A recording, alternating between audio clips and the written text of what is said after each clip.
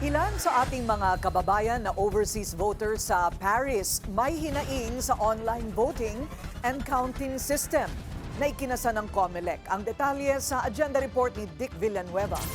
Marami sa mga kababayan natin sa Paris ang nag-aalala na tuluyan ng hindi makaboto online. Anila, sa registration pa lang, hirap na sila lalo na sa pagkuha ng litrato gamit ang kanilang mga mobile phone.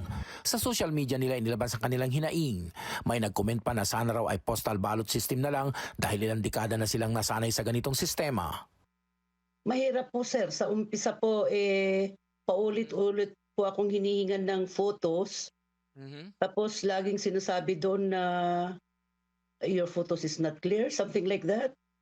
Hanggang nagsawa ako kaya nung linapitan ko yung pamangkin ko, siya yung tumulong sa akin. Pero paulit-ulit pa rin ganun ang hinihingi. Hanggang Saang parte ka nahirapan? doon sa may pag-send ng photos po, yung pagkuha sa camera.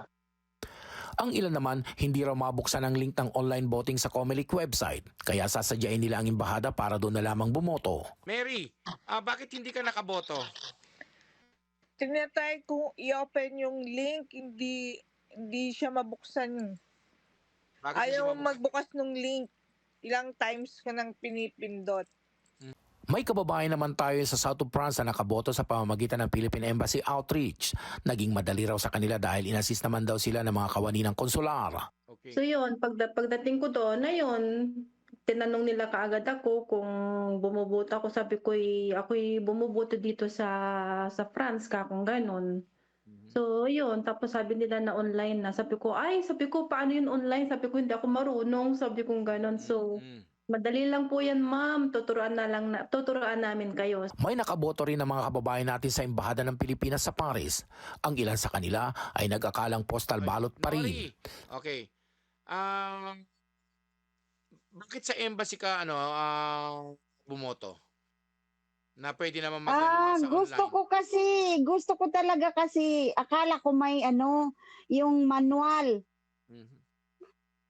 Sabi kasi mayroon doon manual, pumunta ako ng embassy, chinek ko. Hindi rin, online voting pa rin. Tapos pagdating ko doon, inassist nila ako. Ang ilan naman nakaboto gamit ang kanilang mga personal computer. Hiling ng mga kababayan natin sa mga mananalong senador at party list, tutukan ang kahirapan at ang talamak na korupsyon. Gayun din ang pagpapanatili ng kapayapaan at pagpuksa sa problema ng iligal na droga. Para sa agenda, Dick Villanueva, Billionaire News Channel, Paris, France.